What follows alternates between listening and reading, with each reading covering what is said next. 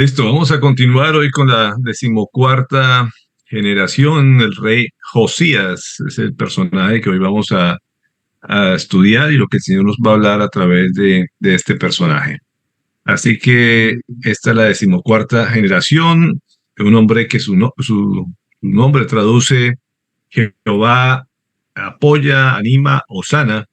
Básicamente es el significado del nombre de Josías en hebreo.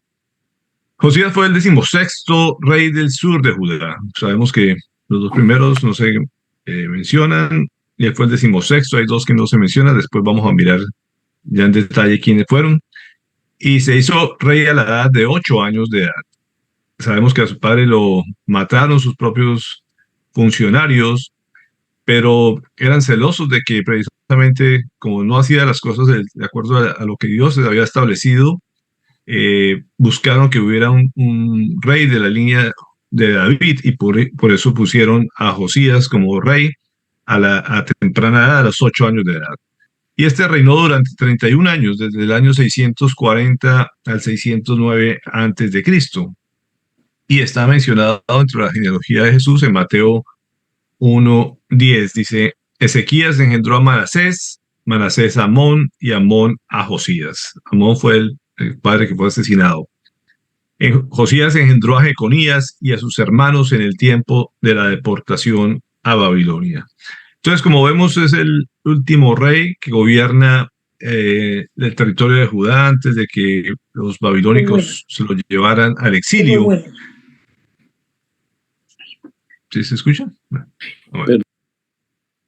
Entonces, fue el último rey de esta generación que ocupa el territorio.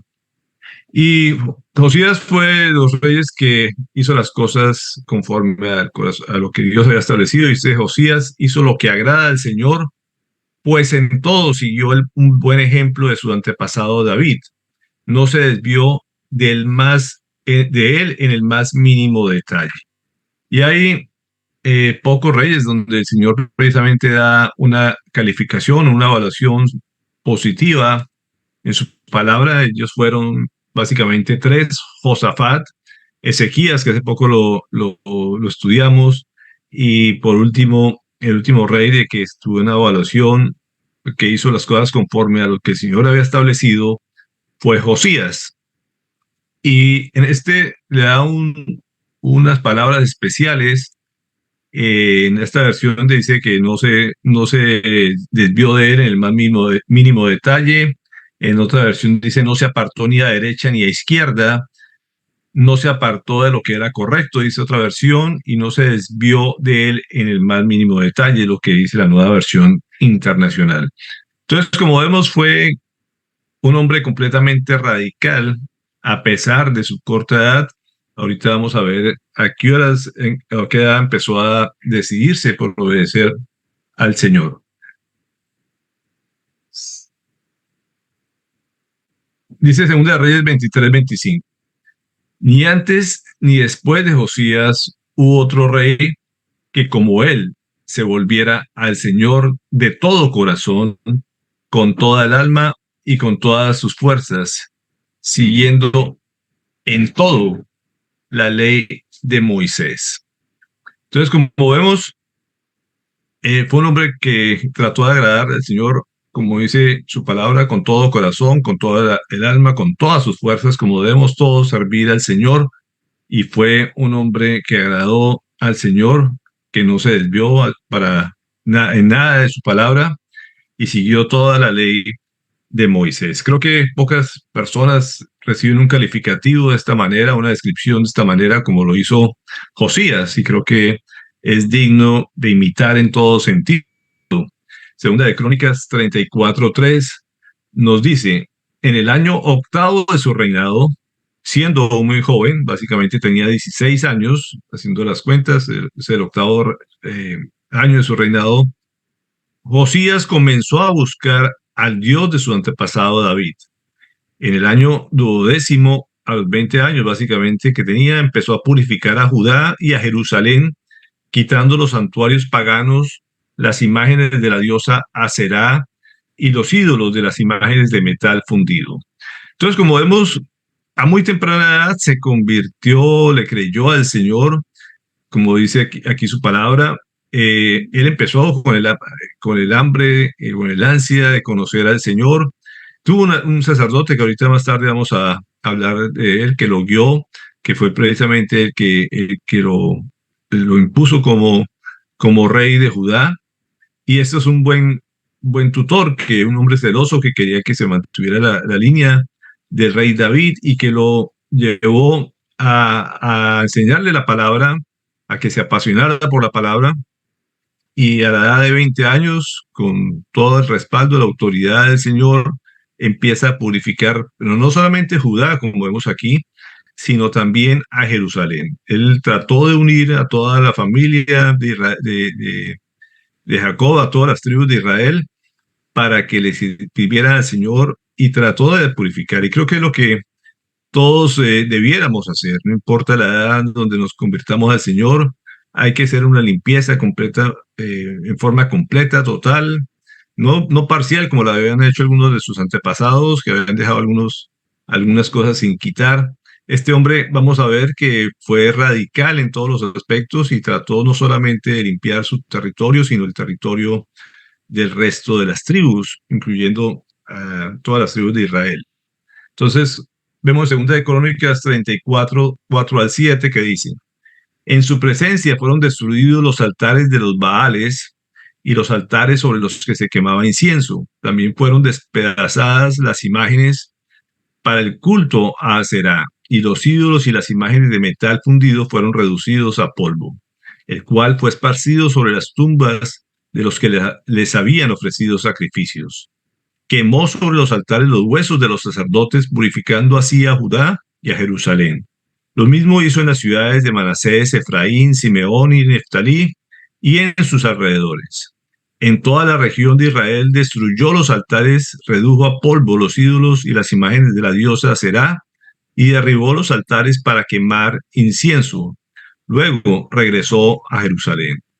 Entonces, como vemos, la descripción que nos da aquí la palabra es que él se fue básicamente de ciudad en ciudad con su ejército, destruyó todo tipo de altar, todo tipo de idolatría. No solamente la tumbó, la quitó, sino que vemos que la quemó, se aseguró que quedara completamente polvo. Y después vamos a ver algún detalle aquí especial de cómo hasta los huesos los quemó de los sacerdotes que sirvieron para estos ídolos.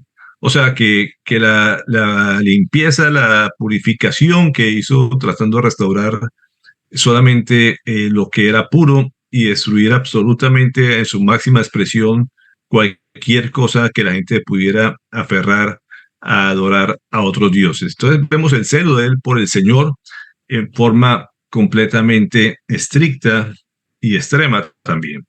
Segunda de Reyes 22, 3, 5 dice: en el año 18 de su reinado, el rey Josías mandó a su cronista Safán, hijo de Azalías y nieto de Mesulán, que fuera al templo. Y le dijo: preséntate ante el sumo sacerdote Hilquías, que fue la persona que lo enseñó a él, y encárgale que recoja el dinero que el pueblo ha llevado al templo del Señor y ha entregado a los porteros.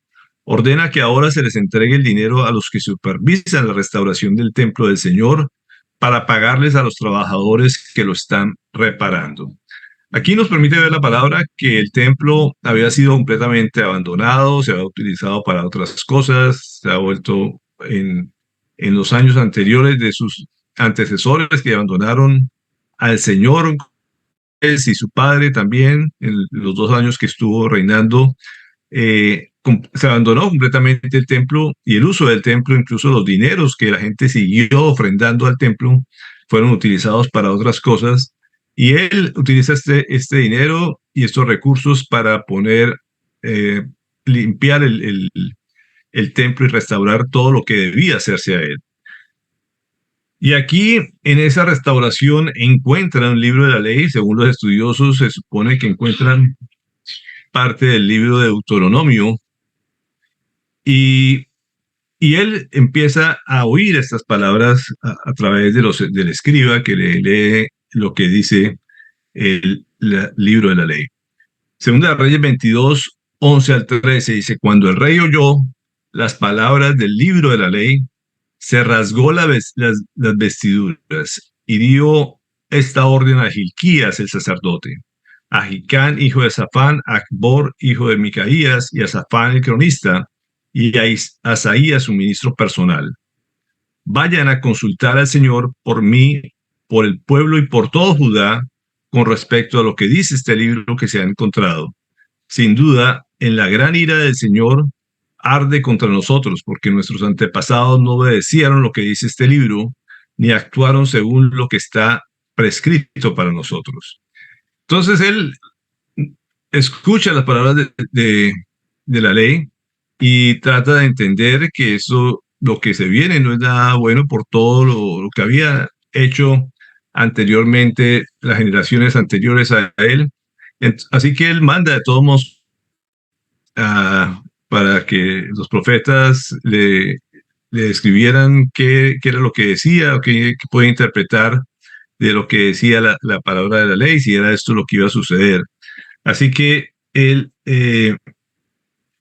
trata de obedecer y escudriñar a fondo lo que dice la palabra, que es lo que todos debiéramos hacer cuando estamos ante la palabra del Señor, no solamente oírla, sino tratar de escudriñar al máximo todo lo que el mensaje que el Señor nos quiere dar para nuestra vida.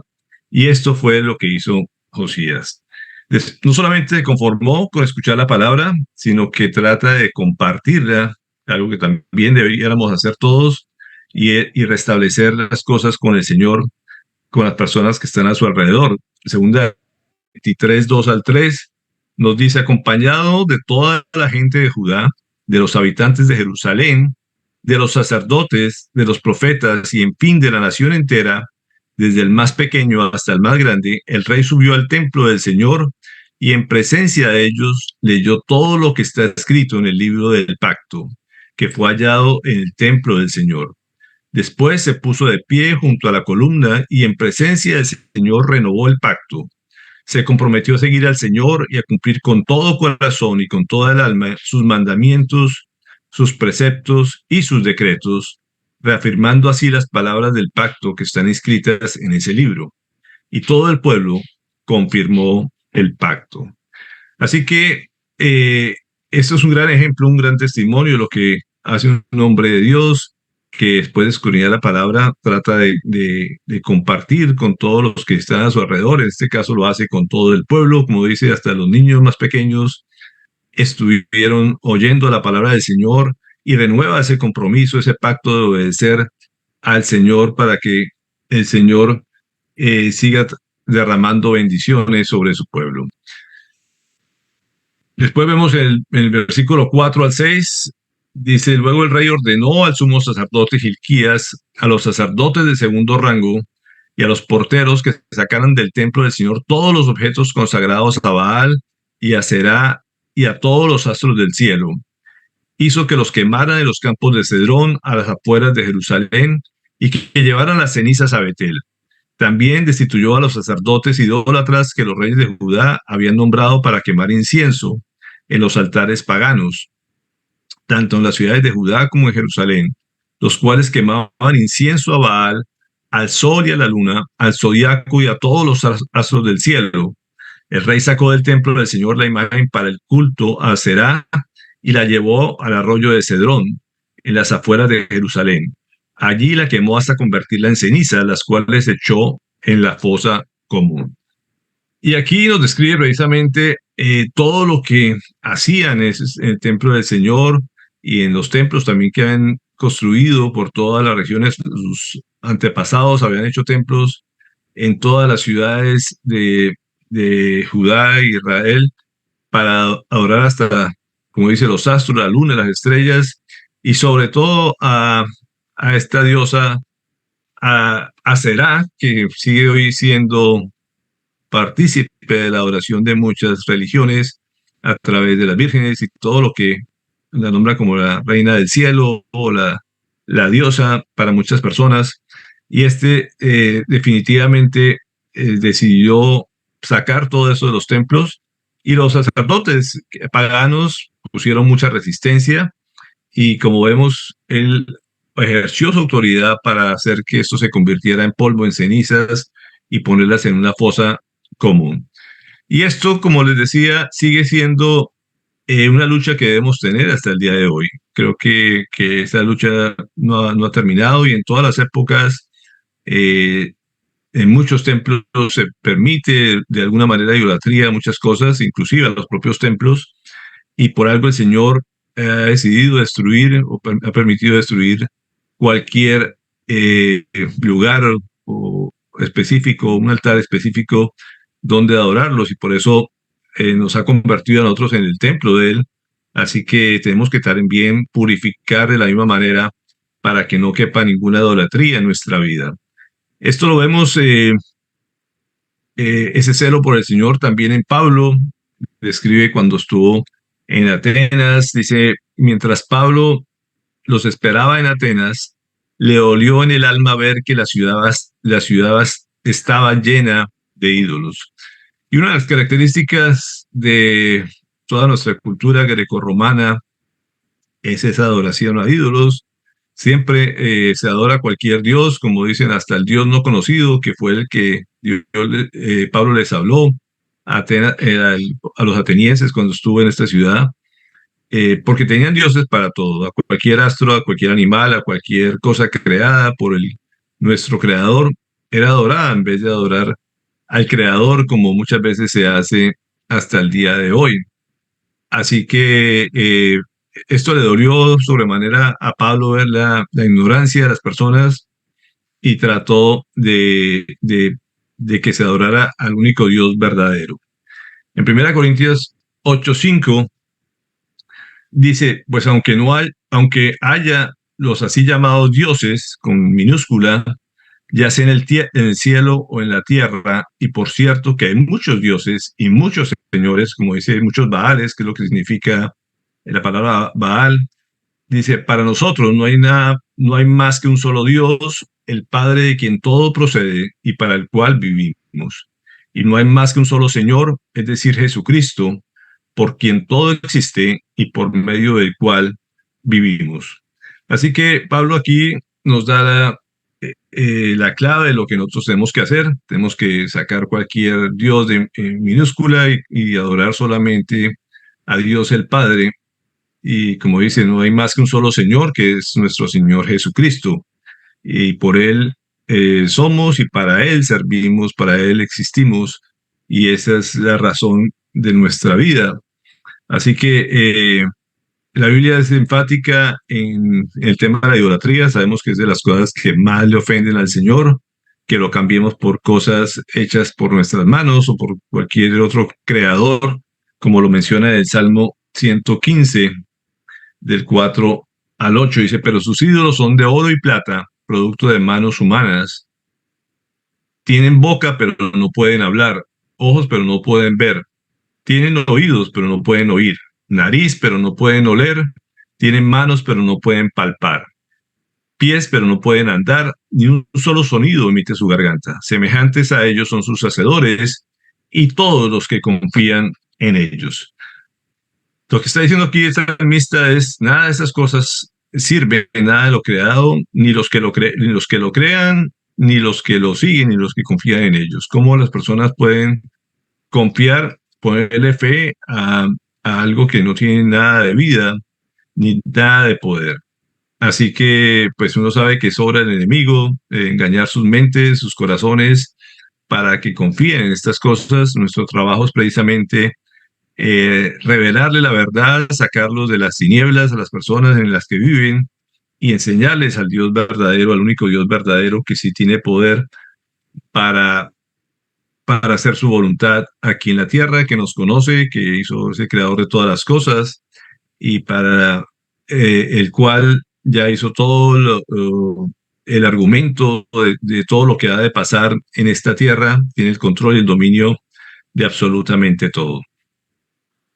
Dice en 2 Reyes 23:21, después el rey dio esta orden al pueblo, celebren la Pascua del Señor su Dios, según está escrito en este libro del pacto. Desde la época de los jueces que gobernaron Israel hasta la de los reyes de Israel y de Judá, no se había celebrado una Pascua semejante.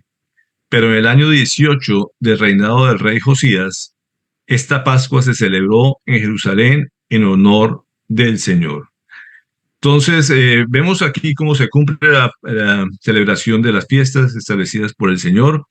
Se habían abandonado también esta práctica y él celebra precisamente la Pascua del Señor como nunca antes se había establecido en los términos que el Señor había dado a Moisés. Él se aferró a hacerla cumplir cabalmente.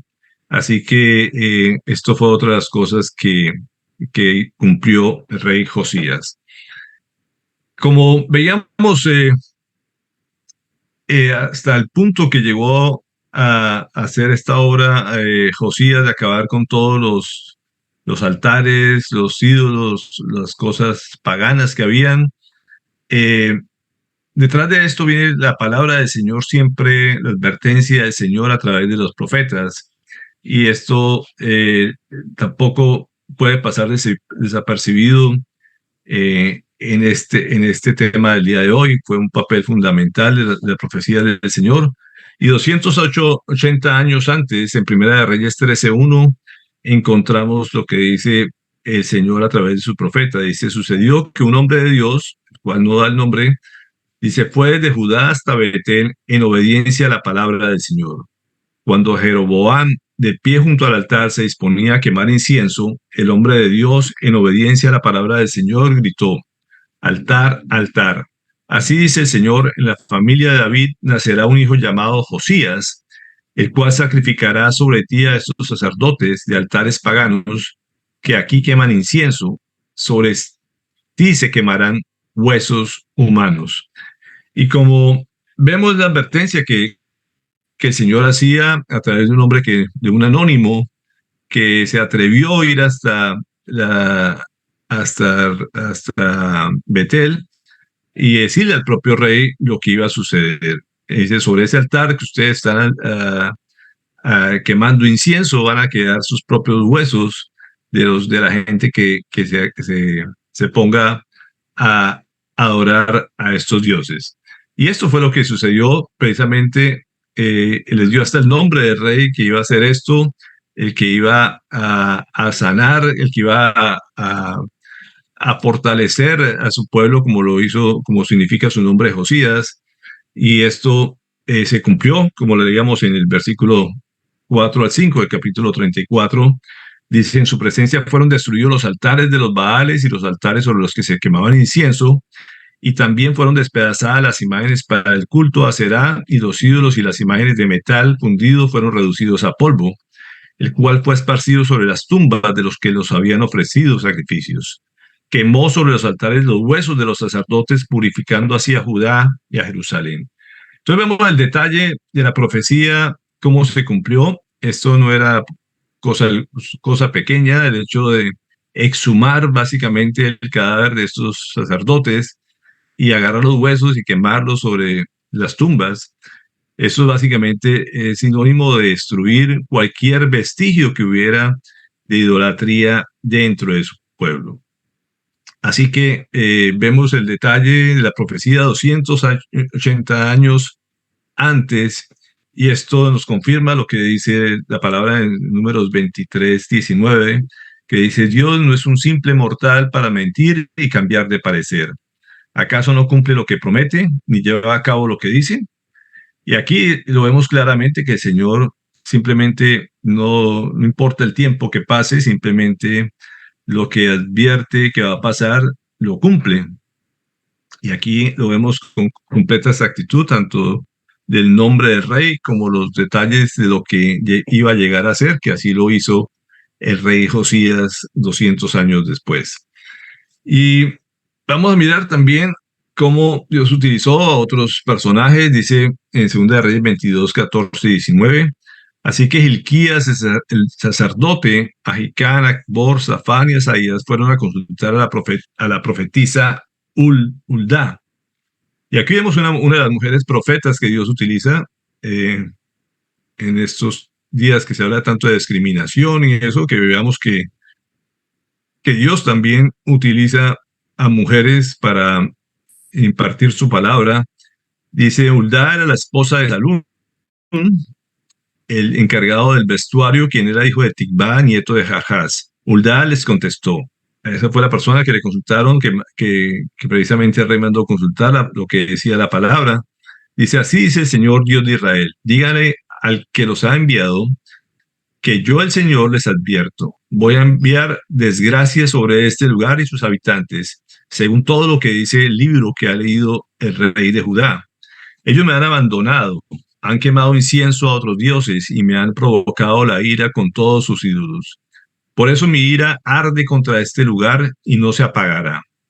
Pero el rey de Judá, que los envió para consultarme, díganle que en lo que atañe a las palabras que él ha oído, yo, el Señor Dios de Israel, afirmo, como te has conmovido y humillado ante el Señor al escuchar lo que ha anunciado contra este lugar y sus habitantes que serían asolados y malditos, y has rasgado duras y has llorado en mi presencia, yo te he escuchado, yo, el Señor, lo afirmo.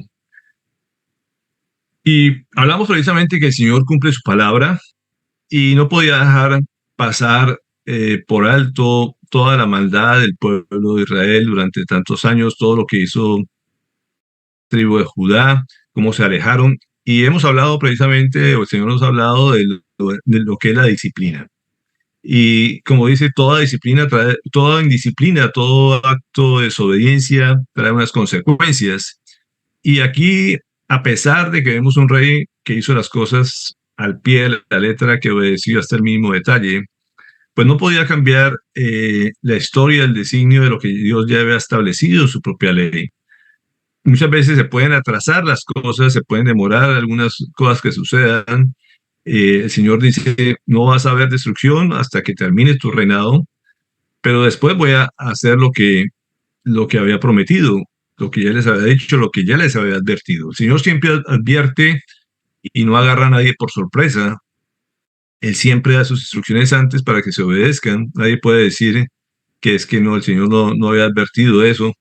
Y simplemente Él ya lo había advertido, la gente decidió desobedecer. Por lo tanto, reciben una consecuencia de sus actos. Pero aquí el Señor dice que va a demorar hasta que pase este reinado de Josías para poder cumplir su palabra. En Segunda de Crónicas 34-31 vemos que cómo se renueva este rey. Dice, después se puso de pie junto a la columna del rey y ante el Señor renovó el pacto, se comprometió a seguir al Señor y a poner en práctica de todo corazón y con toda el alma sus mandamientos, preceptos y decretos, cumpliendo así las palabras del pacto escritas en este libro. Después hizo que todos los que se encontraban en Jerusalén y en Benjamín confirmaran el pacto, y así los habitantes de Jerusalén actuaron según el pacto de Dios de sus antepasados. Josías suprimió todas las costumbres detestables que había en todo el territorio de los israelitas e hizo que todos los que se hallaban en Israel adoraran al Señor su Dios. Mientras Josías vivió, no abandonaron al Señor, Dios de sus antepasados. Josías se encargó de que todos se renovaran el pacto, de que todos obedecieran. Sin embargo, desafortunadamente, por mejores intenciones que uno tenga, uno puede obligar a la gente que confía en el Señor, que haga un pacto con el Señor a fuerzas, que se comprometa con Él. A veces es lo que tiene que salir del corazón individual de cada una de las personas. Y muchas veces los compromisos se hacen superficialmente. De las cosas que he aprendido a través de los votos matrimoniales es que uno no sirve de nada de decirles a la gente qué tienen que hacer, qué tienen que cumplir, sino que tienen que salir de ellos, tienen que salir del corazón de cada una de las parejas que va a comprometerse en un pacto, porque de nada sirve obligar a la gente a cumplirlos. De todos modos, simplemente por quedar bien, dicen que sí van a cumplir, pero la idea es que salga de su propio corazón y que sea en forma voluntaria, sin ningún tipo de obligación. Así que, como vemos, tenía las mejores intenciones, trató de obedecer al Señor, de hacer que la gente cumpliera su pacto, pero igual un compromiso muy superficial y pasajero. Ya la historia demuestra cómo se vuelven a enfriar y alejar del Señor. En Segunda de Reyes 23, 24, el 25, dice, ni antes ni después de Josías hubo otro rey que como él se volviera al Señor de todo corazón, con toda el alma y con todas sus fuerzas, siguiendo en todo la ley de Moisés. Entonces, como hemos leído este pasaje, este hombre se entregó en corazón, con todas sus fuerzas, con toda su alma y con todo su cuerpo al Señor, pero no habla así del resto del pueblo. Simplemente la gente le obedeció al rey temporalmente, pero como vemos no hizo no habla en general del pueblo, del todo el pueblo que hiciera lo que cada quien le correspondía.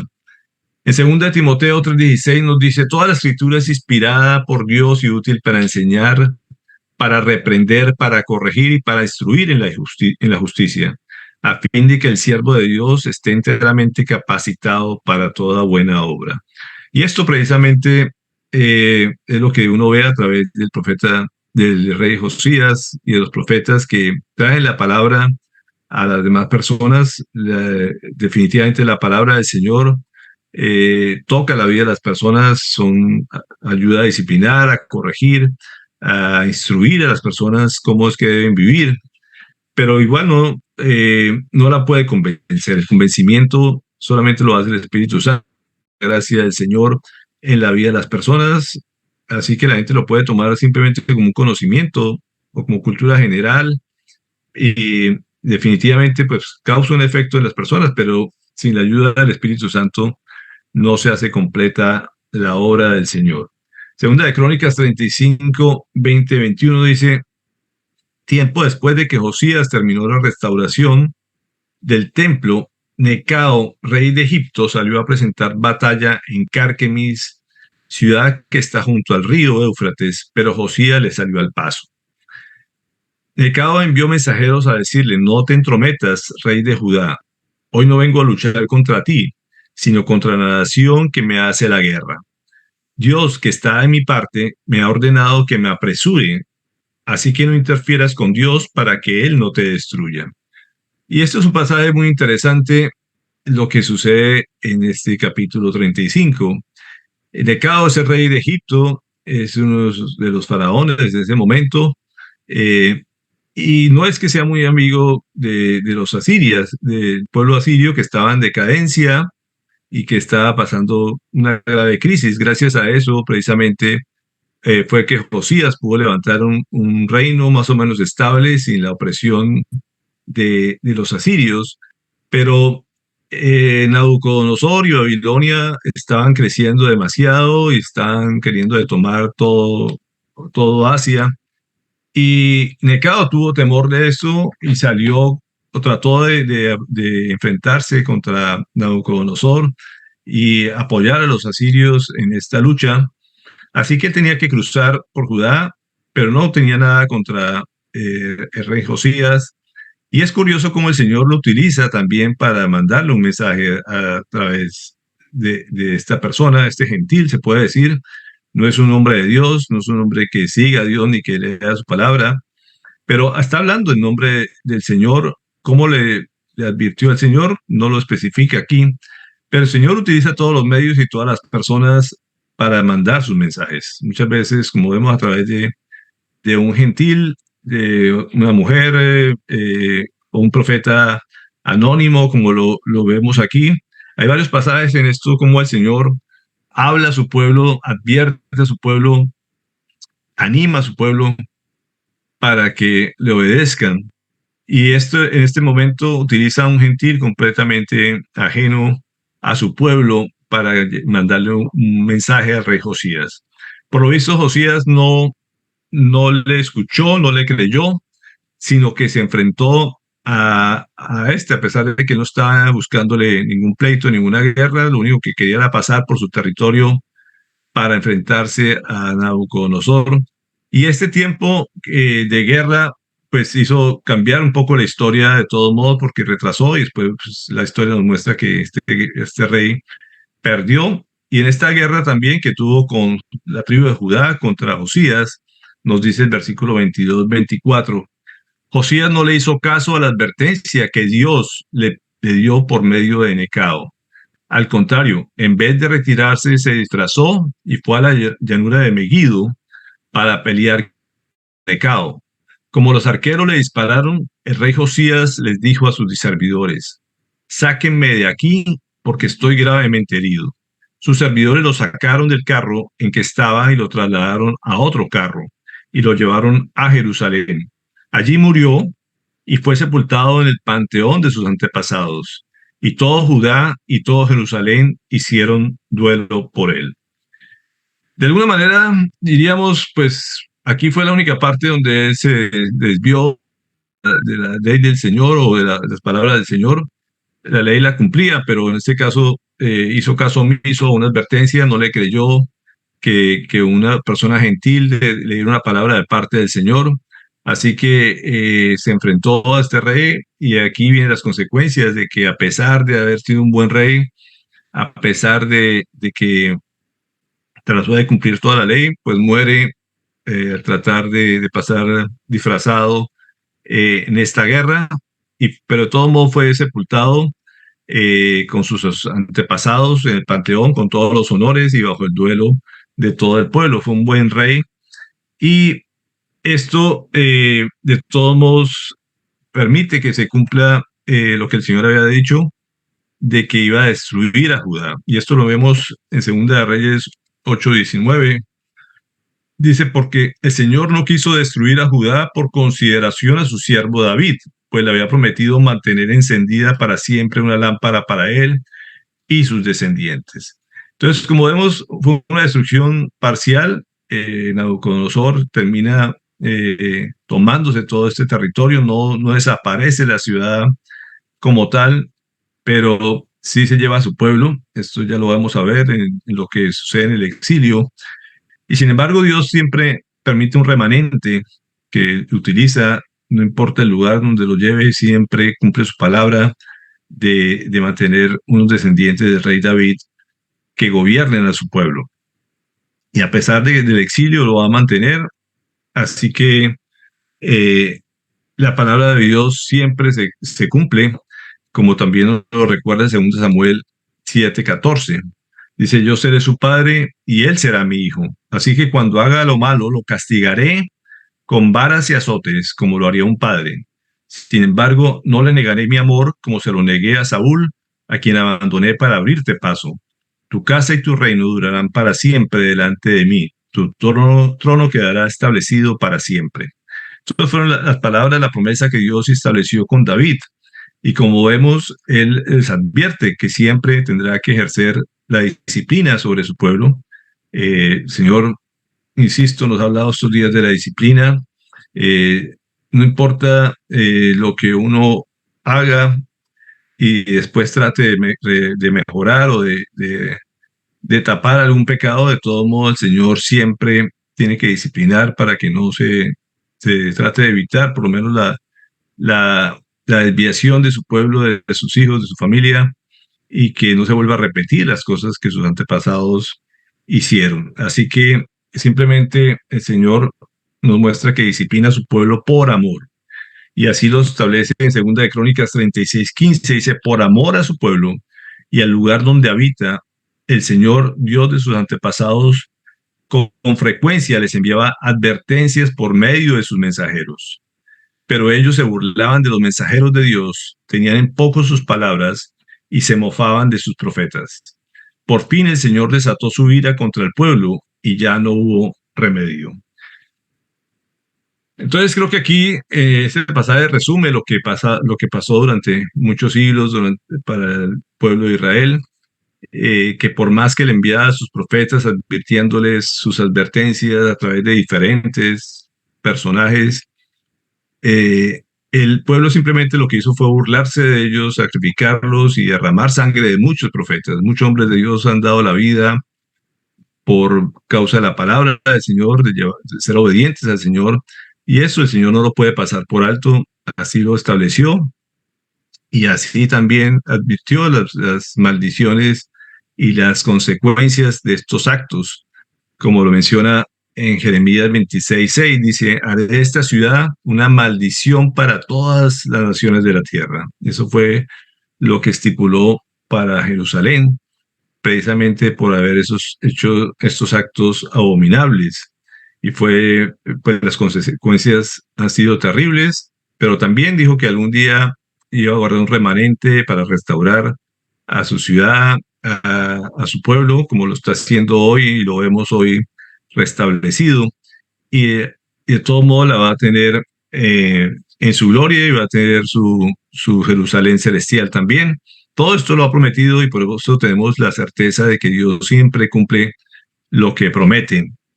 Hay otra palabra del Señor que utilizó a través de otro rey pagano, como el propio rey de Ciro en Persia, dice, en el, perdón,